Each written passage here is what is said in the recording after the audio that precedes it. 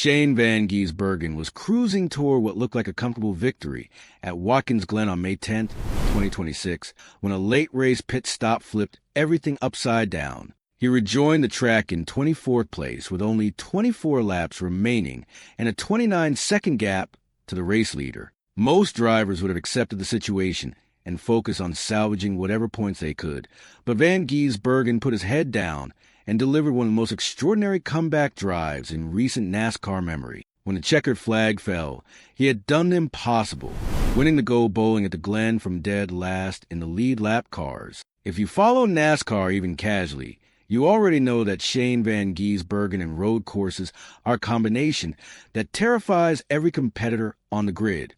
This win at Watkins Glen was his 6th victory in his last 7 road course attempts, a record that goes far beyond luck or favorable circumstances. That kind of consistency represents pure, undeniable dominance at the highest level of American motorsport. On ovals and speedways, Shane has been a different story, still searching for that same magic that comes so naturally to him whenever left and right turns are involved. Even he acknowledged afterward that it was never as simple as it looked, telling reporters honestly, "Oh, for sure, but it's not easy. Everyone's really good." The weekend actually began in the most fitting way possible, because Saturday, May 9th, was Shane Van Gisbergen's 37th birthday. Rather than celebrating with cake and candles, he went out and set the fastest time in qualifying to claim pole position, a perfect gift to himself. On race day, he won Stage 2 and led 74 of the 100 scheduled laps, while the next closest driver in laps led was Ty Gibbs with just 17.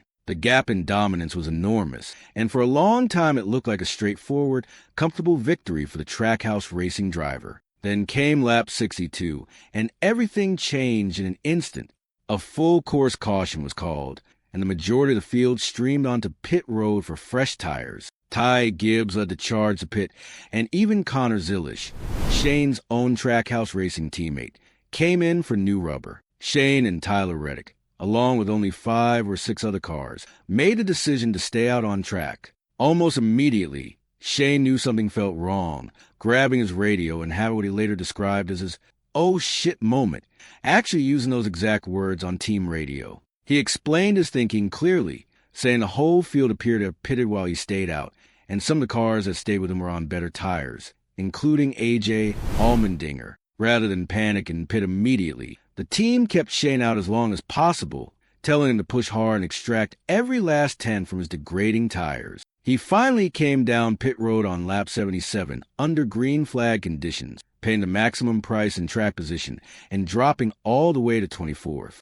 The gap to the leaders was 29 full seconds with only 24 laps remaining. But the moment he left pit lane on fresh tires, something remarkable happened. His fastest laps of the entire race came in those closing stages, and he quickly realized a comeback was genuinely possible. He made a smart request to his spotter Josh Williams, give him just 2 numbers coming out of turn 1 every lap, the gap to the leader and the laps remaining. That simple information was all he needed to perfectly manage his tires against his pace. As his rivals ahead fell into slower lap times on worn rubber, Shane was threading through traffic, making aggressive and clean moves on driver after driver. He described it afterward with obvious enthusiasm, saying he was just carving everyone up, and the people who didn't move over made it even more fun because he had to put proper moves on them.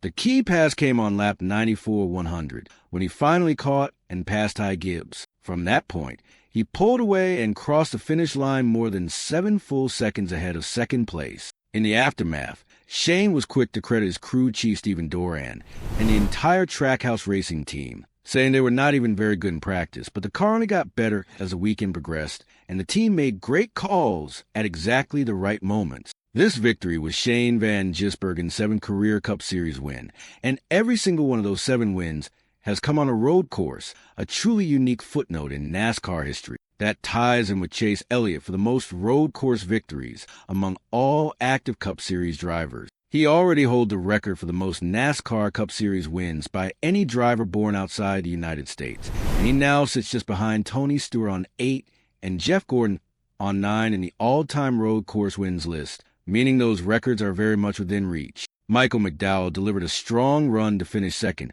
and led 5 laps during the race, earning his first top 3 finish, in Sonoma in June 2024 after a genuinely difficult stretch of results. He gave an honest assessment of the challenge ahead of him, saying they knew they could contend at Watkins Glen, but still needed a little bit more to hang with Van Gisbergen.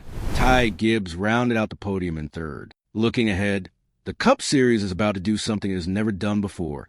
The All-Star Race is moving to Dover Motor Speedway for the very first time, dropping the green flag just after 1 p.m. on May 17th and running for 350 laps live on FS1. After that, the series returns to points racing at Charlotte Motor Speedway for the iconic Coca-Cola 600 on May 24th.